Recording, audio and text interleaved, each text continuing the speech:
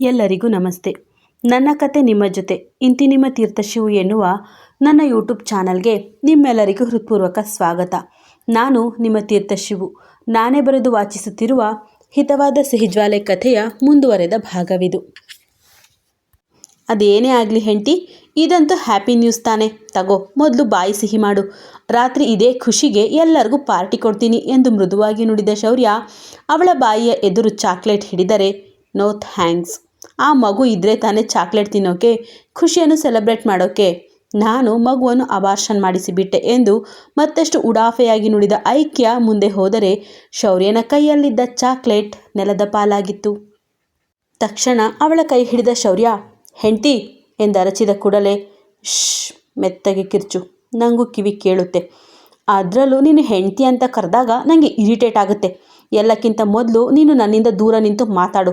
ನೀನು ನನ್ನನ್ನು ಮುಟ್ಟಿದರೆ ದೇಹದ ಮೇಲೆಲ್ಲ ಚೇಳು ಕುಟುಕಿದ ಅನುಭವ ಆಗುತ್ತೆ ನನಗೆ. So stay away from me ಎಂದು ರೋಷದಲ್ಲೇ ನುಡಿದ ಐಕ್ಯ, ಬೆಳಗ್ಗೆಯಿಂದ ಶೂಟ್ ಮಾಡಿ ಸಾಕಾಗಿ ಹೋಗಿದ್ದೀನಿ. ಈಗ ನೋಡಿದರೆ ಇವನು ಬಂದು ತಲೆ ತಿಂತಾ ಇದ್ದಾನೆ. ಇವನ ಕಾಟ ಯಾವಾಗ ತಪ್ಪುತ್ತೋ ಗೊತ್ತಿಲ್ಲ. ಒಂದು ಸಲ ಕೋರ್ಟ್ ಡೈವರ್ಸ್ ಕೊಟ್ಟಿದ್ರೆ ಸಾಕಿತ್ತು.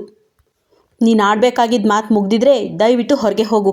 ನಾನು ಮೇಕಪ್ ತೆಗೆದು ಡ್ರೆಸ್ ಚೇಂಜ್ ಮಾಡಬೇಕು ಎನ್ನುತ್ತಾ ಮತ್ತೆ ಅವನಿಂದ ಮುಂದೆ ಹೋದರೆ ಒಮ್ಮೆಲೆ ಅವಳ ಎರಡು ಭುಜವಿಡಿದು ಅವಳನ್ನು ಗೋಡೆಗೆ ಒರಗಿಸಿದ ಶೌರ್ಯ, ಲೇ ಹೆಂಡ್ತಿ, ಸುಳ್ಳು ಹೇಳ್ತಾ ಇದೆಯಾ ತಾನೇ ಎಂದು ತುಸು ಮೃದುವಾಗಿ ಹೇಳಿದ. ಅವಳು ಯಾವ ವಿಷಯವಾಗಿ ಸುಳ್ಳು ಹೇಳಲಿ ಎಂದು ಮರುಪ್ರಶ್ನೆ ಹಾಕಿದಾಗ, ನಮ್ಮ ಮಗುವಿನ ಬಗ್ಗೆ ಹೆಂಡ್ತಿ. ನಂಗೆ ಗೊತ್ತು ಹೆಂಡ್ತಿ, ನೀನು ನಮ್ಮ ಮಗುವನ್ನು ತೆಗೆಸಿರೋದಿಲ್ಲ. ಅಷ್ಟು ಕಟುಹೃದಯದ ಹೆಣ್ಣಲ್ಲ ನೀನು ಎನ್ನೋದು ನನಗೂ ಗೊತ್ತು. ಆ ನಿನ್ನ ಅಕ್ಕ ಮದುವೆಗೂ ಮೊದಲು ತಪ್ಪು ಮಾಡಿ ಆ ಮಗುವನ್ನು ತೆಗೆಸುವ ಮಾತಾಡಿದಾಗ ಅವಳಿಗೆ ಬೈದು ಬುದ್ಧಿ ಹೇಳ್ದವಳು ನೀನು. ನಿನ್ನಿಂದ ಆಗದೆ ಹೋದರೆ ಆ ಮಗುವನ್ನು ನಾನು ಸಾಕ್ತೀನಿ ಅಂದವಳು ನೀನು. ನೂರಾರು ಸಾವಿರಾರು ರೋಗಿಗಳ ಪ್ರಾಣ ಉಳಿಸುವ ಕೆಲಸ ಮಾಡುತ್ತಿದ್ದ ಹೆಣ್ಣು ನೀನು. ಅಷ್ಟೇ ಅಲ್ಲ, ನೀನು ಕೆಲಸ ಮಾಡ್ತಾ ಇದ್ದ ವೇಳೆ ಯಾರಾದರೂ ಹೆಣ್ಣು ಮಕ್ಕಳು ಮಗುವನ್ನು ತೆಗೆಸಲು ಬಂದರೆ, ದಂಪತಿಗಳು ಕೂಡ ಈಗಲೇ ಮಗು ಬೇಡ ಅಂತ ಬಂದರೆ ಅವರಿಗೆ ತಿಳಿ ಹೇಳಿ ಬೈದು ಬುದ್ಧಿ ಹೇಳಿ ಈ ರೀತಿ ಮಾಡೋದೆಲ್ಲ ತಪ್ಪು ಎಂದು ಅವರ ಮಗುವನ್ನು ಉಳಿಸುತ್ತಿದ್ದೆ ಎನ್ನುವ ವಿಚಾರ ಕೂಡ ನಂಗೆ ಗೊತ್ತು ಹೆಂಡ್ತಿ. ನೀನೆದುರು ತಪ್ಪು ಕಂಡಾಗ ಹಿರಿಯರು ಕಿರಿಯರು ಎನ್ನುವ ಭೇದವಿಲ್ಲದೆ ಬೈದು ಬುದ್ಧಿ ಹೇಳುತ್ತಿದ್ದವಳು. ಅಂಥದ್ರಲ್ಲಿ ನಮ್ಮ ಮಗುನ ತೆಗೆಸೋಷ್ಟು ದೊಡ್ಡ ತಪ್ಪು ಮಾಡ್ತೀಯಾ ಅಂದರೆ ನಾನು ನಂಬಲ್ಲ. ಅಷ್ಟೇ ಯಾಕೆ, ನಾವಿಬ್ಬರು ಜೊತೆಯಲ್ಲಿರುವಾಗ ನೀನೇ ಎಷ್ಟೋ ಬಾರಿ ಮಗುವಿನ ಬಗ್ಗೆ ಮಾತಾಡಿದ್ದೀಯಾ. ನಿನಗೆ ಮೊದಲು ಹೆಣ್ಣು ಮಗುವೇ ಬೇಕು ಎನ್ನುವ ಆಸೆ ವ್ಯಕ್ತಪಡಿಸಿದ್ದೀಯಾ. ನಿನ್ನ ಅಕ್ಕನ ಸೀಮಂತದ ದಿನ ನೀನು ನನ್ನ ಹತ್ರ ಏನೆಲ್ಲ ಕೇಳಿದ್ದೆ ಅನ್ನೋದು ನೆನಪಿದೆಯಾ ಹೆಂಡ್ತಿ? ಅದೇ ರೀತಿ ನೀನು ಸೀಮಂತ ಮಾಡ್ತೀನಿ. ನಮ್ಮ ಮದುವೆ ಅಂತೂ ಶಾಸ್ತ್ರೋಕ್ತವಾಗಿ ನಡಲಿಲ್ಲ. ಕೊನೆ ಪಕ್ಷ ಸೀಮಂತವನ್ನು ಅದ್ಧೂರಿಯಾಗಿ ಅಷ್ಟೇ ಶಾಸ್ತ್ರೋಕ್ತವಾಗಿ ಮಾಡೋಣ. ನೀನು ಕೇಳಿದ್ದನ್ನೆಲ್ಲ ತೆಗೆದುಕೊಡ್ತೀನಿ. ನನ್ನ ಮೇಲಿನ ಕೋಪಕ್ಕೆ ನೀನು ಈ ರೀತಿ ಹೇಳ್ತಾ ಇದೆಯಾ ತಾನೇ ಹೆಂಡ್ತಿ? ಇನ್ನು ಕೈಕಾಲು ಮೂಡದ ಮಗುವಿನ ಬಗ್ಗೆ ಈ ರೀತಿ ಸುಳ್ಳು ಹೇಳಬೇಡ ಹೆಂಡ್ತಿ. ಅದರಿಂದ ಮಗುವಿಗೆ ಅಪಾಯವಾದರೆ ಕಷ್ಟ. ನನ್ನ ಮೇಲೆ ಕೋಪ ನಿಂಗೆ, ಹೌದಾ? ಆ ಕೋಪಕ್ಕೆ ನನಗೆ ಶಿಕ್ಷೆ ಕೊಡು. ಬೇರೆ ರೀತಿಯಲ್ಲಿ ದ್ವೇಷ ಸಾಧಿಸು. ನಿನ್ನ ಕೋಪವನ್ನು ತೀರಿಸಿಕೊ. ಆದರೆ ಮಗುವಿನ ಬಗ್ಗೆ ಮಾತ್ರ ಸುಳ್ಳು ಹೇಳಬೇಡ. ಇಟ್ಸ್ ಮೈ ಹಂಬಲ್ ರಿಕ್ವೆಸ್ಟ್ ಹೆಂಡ್ತಿ. ನನಗೆ ಈ ವಿಚಾರ ತಿಳಿದಾಗ ಎಷ್ಟು ಸಂತೋಷವಾಯಿತು ಗೊತ್ತಾ? ಅದೇ ಸಂತೋಷದಲ್ಲಿ ನಾನು ಇಲ್ಲಿವರೆಗೂ ಓಡ್ ಬಂದೆ.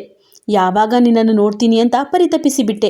ಈ ಮಗುವಿನಿಂದ ನಮ್ಮ ಬದುಕಿಗೊಂದು ಹೊಸ ತಿರುವು ಸಿಗಬಹುದು ಅಲ್ವಾ ಹೆಂಡ್ತಿ ಎಂದವನು ಬಹಳವೇ ಮೃದುವಾಗಿ ಕೇಳಿದರೆ, ತನ್ನ ಭುಜದ ಮೇಲಿದ್ದ ಅವನ ಕೈಯನ್ನು ಸರಿಸುವ ಐಕ್ಯ, ಈ ವಿಚಾರದಲ್ಲಿ ನಾನು ಯಾವ ಸುಳ್ಳನ್ನು ಹೇಳ್ತಾ ಇಲ್ಲ ಶೌರ್ಯ. ನಿಜವಾಗಿಯೂ ಮಗುವನ್ನು ತೆಗೆಸ್ಬಿಟ್ಟೆ. ನನಗೆ ಆ ಮಗು ಬೇಡದ ಮಗುವಾಗಿತ್ತು. ಆ ಮಗುವನ್ನು ಹೊತ್ಕೊಂಡು ನಾನು ಹೇಗೆ ಕೆಲಸ ಮಾಡಲಿ, ಹೇಗೆ ಸಿನಿಮಾದಲ್ಲಿ ನಟಿಸಲಿ ಅಂತ ನೀನೇ ಹೇಳು. ಈಗ ಅಭಿನಯವೊಂದನ್ನು ಬಿಟ್ಟರೆ ನನ್ನ ಕೈಯಲ್ಲಿ ಬೇರೆ ಯಾವ ಕೆಲಸವೂ ಇಲ್ಲ. ನಾನು ದುಡಿಯದೆ ಹೋದರೆ ನನ್ನ ಮನೆ ನಡೆಯೋದಿಲ್ಲ ಅನ್ನೋದು ನಿಂಗೂ ಕೂಡ ಗೊತ್ತಲ್ಲ. ಹಾಗಾಗಿ ನನ್ನ ದುಡಿಮೆಗೋಸ್ಕರ ನಾನು ಆ ಮಗುವನ್ನು ತೆಗೆಸಿಬಿಟ್ಟೆ. ಸಿನಿಮಾ ಹೀರೋಯಿನ್ಗಳು ಸ್ವಲ್ಪ ದಪ್ಪವಾದರೂ ಇವಳು ಮೊದಲಿನ ಹಾಗಿಲ್ಲ. ಇವಳ ಗ್ಲ್ಯಾಮರ್ ಕಮ್ಮಿ ಆಯಿತು, ಚಾರ್ಮಿಂಗ್ ಕಮ್ಮಿ ಆಯಿತು ಅಂತ ಅವಳಿಗೆ ಅವಕಾಶಗಳು ಕಡಿಮೆಯಾಗುತ್ತೆ ಅಲ್ವಾ? ಅದೇ ರೀತಿ ಹೀರೋಯಿನ್ಗಳಿಗೆ ಮದುವೆ ಆದರೆ ಅವಕಾಶ ಕೂಡ ಕಮ್ಮಿಯಾಗುತ್ತೆ ಅನ್ನೋದು ಕೂಡ ಸತ್ಯ. ಇನ್ನು ಗರ್ಭಿಣಿಯಾದ್ರಂತೂ ಮುಗಿದೇ ಹೋಯಿತು. ಡ್ಯಾನ್ಸ್ ಮಾಡೋಕ್ಕೆ ಆಗಲ್ಲ, ಫೈಟ್ ಮಾಡೋಕ್ಕೆ ಆಗಲ್ಲ, ಹೆಚ್ಚು ಹೊತ್ತು ನಿಲ್ಲಲ್ಲ, ಕೂರಲ್ಲ ಅಂತಾರೆ. ಅಲ್ಲದೆ ಹೆರಿಗೆಯ ನಂತರ ಹೆಣ್ಣಿನ ದೇಹದಲ್ಲಿ ಬದಲಾವಣೆ ಕಾಣುತ್ತೆ. ಅವಳು ಮೊದಲಿನಷ್ಟು ಸುಂದರವಾಗಿ ಕಾಣಲ್ಲ. ಹಾಗಾಗಿ ಅವಳನ್ನು ಮತ್ತೆ ನಾಯಕಿಯ ಪಾತ್ರಕ್ಕೆ ಆಯ್ಕೆ ಮಾಡುವುದಿಲ್ಲ ಅನ್ನೋದು ನಿನಗೂ ಚೆನ್ನಾಗೇ ಗೊತ್ತು. ಅದಕ್ಕಾಗಿಯೇ, ನನ್ನ ಭವಿಷ್ಯಕ್ಕಾಗಿಯೇ ನಾನು ಮಗುವನ್ನು ತೆಗೆಸಿದ್ದು.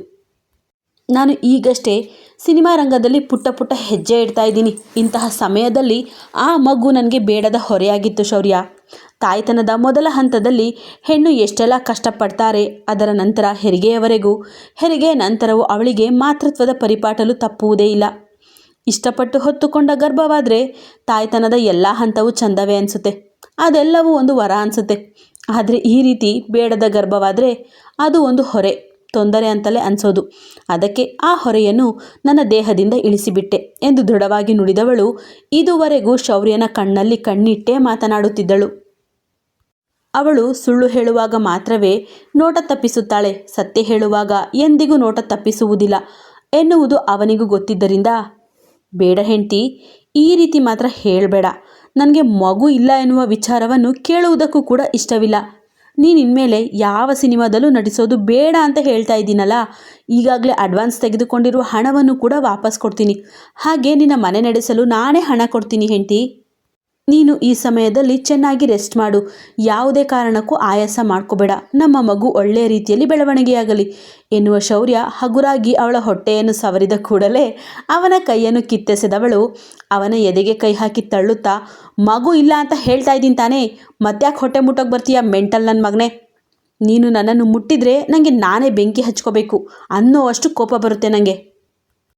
ನಿನ್ನ ಹತ್ರ ಸುಳ್ಳು ಹೇಳಿ ನಾಟಕವಾಡಿ ನಿನ್ನ ಕೋಟಿ ಆಸ್ತಿಯನ್ನು ಕೊಳ್ಳೆ ಹೊಡೆಯುವ ಆಸೆ ನನಗಿಲ್ಲ. ಅಥವಾ ನೀನವತ್ತು ನಿನ್ನ ಮಂದಿರ ದೇವಿಯ ಎದುರು ಇವಳಂತ ಮಿಡಲ್ ಕ್ಲಾಸ್ ಹೆಣ್ಣಿಗೆ ನನ್ನ ರಾಯಲ್ ಲೈಫ್ ಅಡ್ಜಸ್ಟ್ ಆಗಿ ಹೋಗಿದೆ, ಹೊರಗೆ ಹೋದರೆ ಆ ರೀತಿಯ ರಾಯಲ್ ಲೈಫ್ ಸಿಗಲ್ಲ, ಐಷಾರಾಮಿ ಜೀವನ ಸಿಗಲ್ಲ ಅಂತ ನಾಚಿಕೆ ಇಲ್ಲದೆ ಇನ್ನೂ ನನ್ನ ಮನೆಯಲ್ಲೇ ಬಿದ್ದಿದ್ದಾಳೆ ಅಂತ ಹೇಳಿದ್ಯಲ್ಲ, ಆ ರೀತಿಯ ಐಷಾರಾಮಿ ಜೀವನದ ಆಸೆಯೂ ನನಗಿಲ್ಲ. ನನ್ನ ಉದ್ದೇಶ ಒಂದೇ, ನನ್ನ ಕುಟುಂಬವನ್ನು ಸಾಕಬೇಕು ಅಷ್ಟೇ. ನೀನು ಕೊಡುವ ಭಿಕ್ಷೆಯ ಅಗತ್ಯವಿಲ್ಲ ನನಗೆ. ನನ್ನ ಅಪ್ಪ ಅಮ್ಮ ದುಡಿದು ತಿನ್ನೋದನ್ನು ಹೇಳ್ಕೊಟ್ಟಿದ್ದಾರೆ, ದುಡಿದೆ ಅವರೆಲ್ಲರನ್ನು ಸಾಕುತ್ತೇನೆ. ಈ 2 ಸಿನಿಮಾವಲ್ಲದೆ ಕನ್ನಡದಲ್ಲಿ ಮತ್ತೊಂದು ಸಿನಿಮಾ ಮಾತುಕತೆ ನಡೆಯುತ್ತಿದೆ. ಅಷ್ಟೇ ಅಲ್ಲದೆ ತಮಿಳಿನ ಸೂಪರ್ ಸ್ಟಾರ್ ಒಬ್ಬರ ಜೊತೆಯಲ್ಲಿ ನಟನೆಗೆ ಅವಕಾಶ ಬಂದಿದೆ ನನಗೆ. ಇಬ್ಬರು ಸ್ಟಾರ್ ನಟರು ಒಟ್ಟಿಗೆ ಅಭಿನಯಿಸುತ್ತಿರುವ ಬಿಗ್ ಬಜೆಟ್ನ ದೊಡ್ಡ ಸಿನಿಮಾ ಅದು. ಒಬ್ಬ ಸ್ಟಾರ್ ನಟನಿಗೆ ನಾನು ತಂಗಿಯಾದರೆ ಮತ್ತೊಬ್ಬ ಸ್ಟಾರ್ ನಟನಿಗೆ ನಾನು ಹೀರೋಯಿನ್, ಅದು ಕೂಡ ಮೇನ್ ಲೀಡ್. ಈ ಸಿನಿಮಾಗಳು ಮುಗಿದ ಕೂಡಲೇ ಆ ಸಿನಿಮಾದಲ್ಲಿ ನಟಿಸುತ್ತೇನೆ. ಈ ರೀತಿ ನಾನು ದುಡಿದು ನನ್ನ ಕುಟುಂಬವನ್ನು ಸಾಕುತ್ತೇನೆ. ನೀನು ಕೊಡುವ ಭಿಕ್ಷೆಯ ಹಣ ನನಗೆ ಬೇಕಾಗಿಲ್ಲ. ಮತ್ತು ಇನ್ನೇನಂತ ಹೇಳಿದೆ ನೀನು? ಮಗುವಿನ ವಿಚಾರ ತಿಳಿದ ಕೂಡಲೇ ಖುಷಿಯಾಗಿ ಓಡೋಡಿ ಬಂದ್ಬಿಟ್ಯಾ?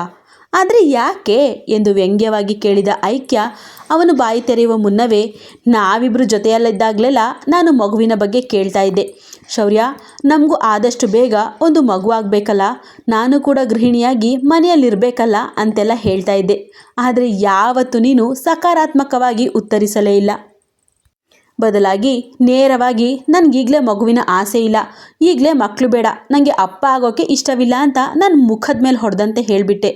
ಅದರರ್ಥ ನಿನಗೆ ನನ್ನಿಂದ ಮಗು ಬೇಡವಾಗಿತ್ತು, ಆದರೆ ಈಗ ಯಾಕೆ ಬೇಕು? ಈಗ ಮಗುವಿಗಾಗಿ ಓಡೋಡಿ ಬಂದೆ ಅಂತ ನೀನು ಹೇಳಿದ ಮಾತ್ರಕ್ಕೆ ನಾನು ನಿನ್ನನ್ನು ನಂಬೇಕಾ? ಸಾಧ್ಯವೇ ಇಲ್ಲ. ಅದು ಸರಿ ಬಿಡು, ನನ್ನ ಮುಖವನ್ನು ನೋಡೋಕ್ಕೂ ನೀನು ಇಷ್ಟವಿರಲಿಲ್ಲ. ಅದಕ್ಕೆ ತಾನೇ ಮಾತು ಮಾತಿಗೂ ನನ್ನ ಮನೆಯಿಂದ ಹೋಗು, ನಿನ್ನ ಮುಖವನ್ನು ತೋರಿಸ್ಬೇಡ ಅಂತ ಹೇಳ್ತಾ ಇದ್ದೆ. ಎಷ್ಟೇ ಆಗಲಿ ನಾನು ಬೋರಿಂಗ್ ಹೆಂಡ್ತಿ. ಕೇವಲ 15 ದಿನಕ್ಕೆ ನಿನಗೆ ನಾನು ಬೋರಾಗಿ ಹೋದೆ. ಈ ಬೋರ್ ಹುಡುಗಿಯ ಮಗು ನಿನಗೇಕೆ ಬೇಕಪ್ಪ? ನಿನಗೆ ಬೇಕು ಅಂದರೂ ನಿನ್ನ ಅಂಶ ನನಗೆ ಬೇಡ. ನಿನಗೇನು ನಾನು ಒಬ್ಬಳೇ ಹೆಂಡ್ತಿನಾ ಎಂದವಳ ಮಾತಿನ ಬಾಣ ನೇರವಾಗಿ ಅವನ ಎದೆಗೆ ಇರಿಯುತ್ತಿತ್ತು.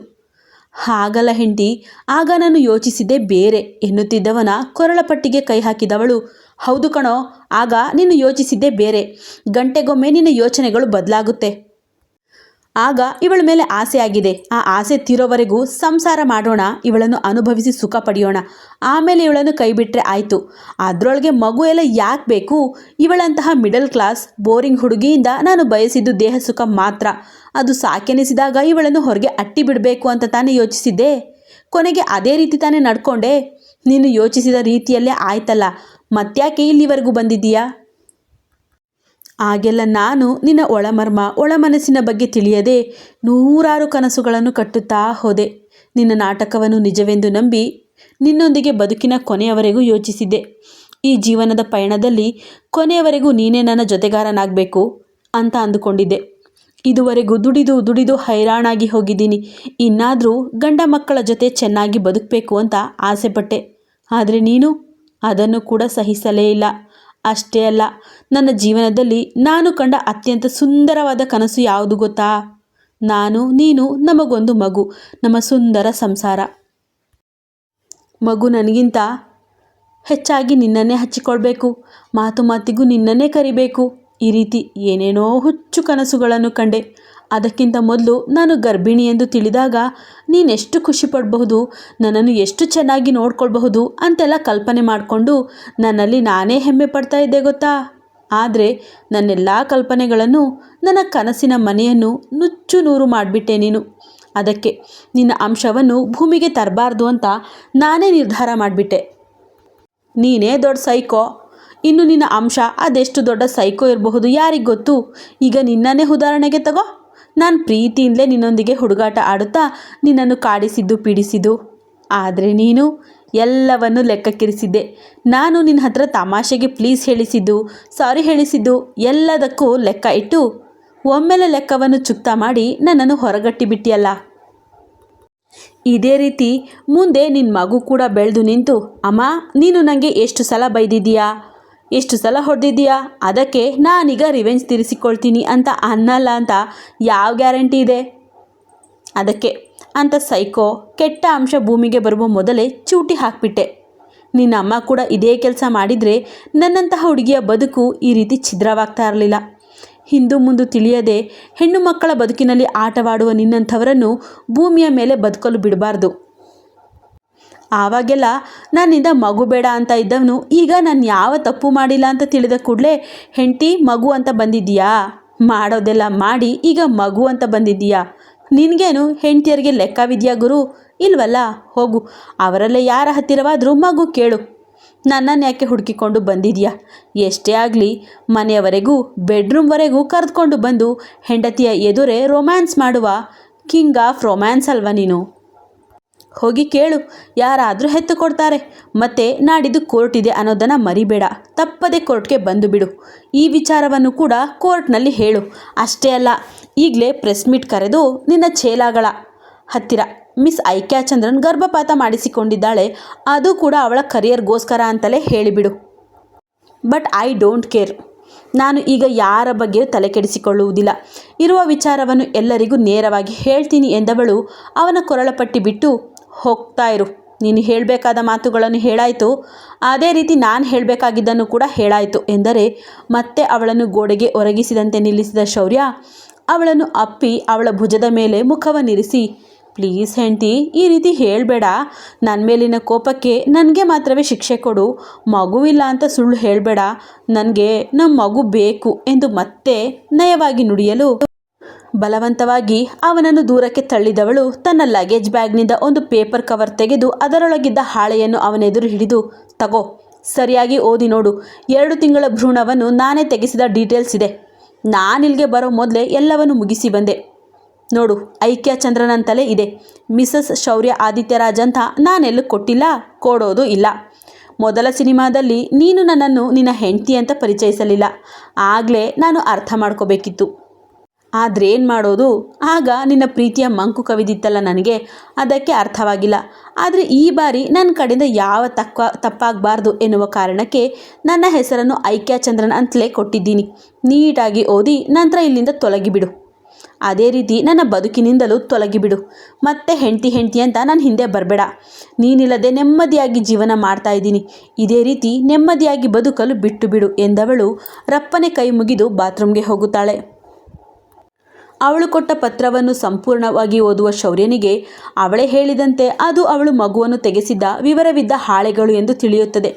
ಅವಳು ಗರ್ಭಿಣಿ ಎಂದು ತಿಳಿದ 1 ದಿನದ ನಂತರ ಗರ್ಭಪಾತ ಮಾಡಿಸಿದ್ದಾಳೆ ಎನ್ನುವುದು ಸಹ ತಿಳಿದ ನಂತರ 2 ಹಾಳೆಗಳನ್ನು ಹಿಡಿದ ಶೌರ್ಯ ಅಲ್ಲೇ ಬೆಡ್ ಮೇಲೆ ಕುಳಿತರೆ, 1/4 ಗಂಟೆಯ ನಂತರ ಮುಖ ತೊಳೆದು ಬಟ್ಟೆ ಬದಲಾಯಿಸಿ ಬಂದ ಐಕ್ಯ ಮುಖಕ್ಕೆ ಕ್ರೀಮ್ ಹಚ್ಚಿ ಲೈಟಾಗಿ ಮೇಕಪ್ ಮಾಡಿಕೊಳ್ಳುವಾಗ ಬಂದ ಕರೆಯನ್ನು ಸ್ವೀಕರಿಸಿ, ಇಷ್ಟು ಬೇಗ ಹೊರಟು ಬಿಟ್ರಾ ಸ್ಯಾಮ್? ನಾನು ಬರಲು ಇನ್ನು 10 ನಿಮಿಷವಾದರೂ ಬೇಕು. ಖಂಡಿತ ಬರ್ತೀನಿ. ನನಗೂ ಮಲೇಷಿಯಾವನ್ನೆಲ್ಲ ಸುತ್ತಿ ನೋಡುವ ಆಸೆ ಇದೆ. ಇಲ್ಲಪ್ಪ, ಇದುವರೆಗೂ ನಾನು ಭಾರತ ಬಿಟ್ಟು ಎಲ್ಲಿಗೂ ಹೋಗಿಲ್ಲ. ನನ್ನನ್ನು ಕರ್ಕೊಂಡು ಹೋಗೋಕ್ಕೆ ಯಾರಿದ್ರು ಸ್ಯಾಮ್? ಕರ್ನಾಟಕ ಮತ್ತು ಕೇರಳ ಎರಡನ್ನೇ ನೋಡಿರೋದು. ಈಗ ನಿಮ್ಮ ದಯೆಯಿಂದ ಮಲೇಷಿಯಾದವರೆಗೂ ಬರುವಂತಾಯಿತು. Thank you so much Sam. So sorry Sam, ಆಗಲ್ಲ. ನಾನು ಈಗಾಗಲೇ ಬೇರೆ ಸಿನಿಮಾಗೆ ಕಾಲ್ ಶೀಟ್ ಕೊಟ್ಟಿದ್ದೀನಿ ಅನ್ನೋದು ನಿಮಗೂ ಗೊತ್ತು. ಅಲ್ಲಿಯ ಚಿತ್ರೀಕರಣ ನನ್ನಿಂದಾಗಿ ನಿಂತಿದೆ. ಹಾಗಾಗಿ ನಾನು ನಾಳೆ ಆ ಚಿತ್ರತಂಡವನ್ನು ಸೇರಿಕೊಳ್ಳುತ್ತೇನೆ. ನೀವಿಲ್ಲೇ ಇದ್ದು ಆರಾಮಾಗಿ ತಿರುಗಾಡಿ ಬನ್ನಿ ಎಂದು ನಗುತ್ತಾ ಕಾಲ್ ಕಟ್ ಮಾಡಿದ ಐಕ್ಯ ಕನ್ನಡಿಯಲ್ಲಿ ಶೌರ್ಯನನ್ನು ನೋಡಿಯೂ ನೋಡದಂತೆ, ಈ ಸ್ವೀಟ್ ಯಾಕೆ ಇಷ್ಟು ಹೊತ್ತಾದರೂ ಬರಲಿಲ್ಲ? 10 ನಿಮಿಷ ಬಿಟ್ಟು ಬಾ ಅಂತ ಹೇಳಿದ್ನಲ್ಲ, ಸ್ಯಾಮ್ ನಮಗಾಗಿ ಕಾಯ್ತಾ ಇದ್ದಾರೆ ಎಂದು ಅವನಿಗೆ ಕೇಳುವ ಹಾಗೆ ನುಡಿದು ಸಂಪೂರ್ಣವಾಗಿ ರೆಡಿಯಾಗಿ ಬಾಗಿಲು ತೆರೆಯಲು ಹೋದ ಕೂಡಲೇ ಅವಳನ್ನು ಹಿಂದೆ ಕೆಳೆದ ಶೌರ್ಯ, ಲೇ ಹೆಂಡ್ತಿ, ಇದೇನೇ ನಿನ್ನ ಅವತಾರ ಎಂದು ಜೋರು ಮಾಡಿದ್ದ. ಯಾಕಂದರೆ ಐಕ್ಯ ಚಂದ್ರನ್ ಎನ್ನುವ ನಮ್ಮ ಮುದ್ದು ಚೆಲುವೆ ಮಾಡ್ರನ್ ಡ್ರೆಸ್ನಲ್ಲಿ ರೆಡಿಯಾಗಿದ್ಲು. ಕಥೆ ಮುಂದುವರಿಯುವುದು. ಎಂದಿನಂತೆ ನಿಮ್ಮ ಪ್ರೋತ್ಸಾಹದ ನಿರೀಕ್ಷೆಯಲ್ಲಿ. ಕತೆ ಮತ್ತು ಸಂಚಿಕೆ ಇಷ್ಟವಾಗಿದ್ದರೆ ವಿತ್ ಸ್ಮೈಲ್ ಒಂದು ಲೈಕ್ ಮಾಡೋದನ್ನು ಮರಿಬೇಡಿ. ಹಾಗೆ ಕತೆ ಬಗ್ಗೆ ಏನನ್ಸುತ್ತೆ ಅನ್ನೋದನ್ನು ಕಮೆಂಟ್ ಮೂಲಕ ತಿಳಿಸಿ. ನಿಮ್ಮ ಕಮೆಂಟ್ಗಳು ನಮಗೆ ಇನ್ನೂ ಹೆಚ್ಚೆಚ್ಚು ಕತೆ ಹಾಕೋಕ್ಕೆ ಸ್ಫೂರ್ತಿ ಕೊಡುತ್ತೆ ಅನ್ನೋದು ಸುಳ್ಳಲ್ಲ. ಮುಂದಿನ ಸಂಚಿಕೆಯಲ್ಲಿ ಸಿಗೋಣ. ಅಲ್ಲಿಯವರೆಗೂ ಟೇಕ್ ಕೇರ್. ಬಾಯ್ ಬಾಯ್. ಅಂದ ಹಾಗೆ ಇದರ ನಂತರ ಇನ್ನೊಂದು ಎಪಿಸೋಡ್ ಹಾಕ್ತೀನಿ. ಇದೇ ಕತೆ ಬೇಕಾ ಅಥವಾ ಮನಸ್ಸಲ್ಲಿ ಚೂರು ಜಾಗ ಬೇಕಿದೆಯಾ? ನಮ್ಮ ಎಣ್ಣೆ ಮಾಸ್ಟರ್ ಮತ್ತು ಬಾಟ್ಲಿ ಬೇಬಿ ಬೇಕಾ? ಕಮೆಂಟ್ ಮೇಲೆ ತಿಳಿಸಿ.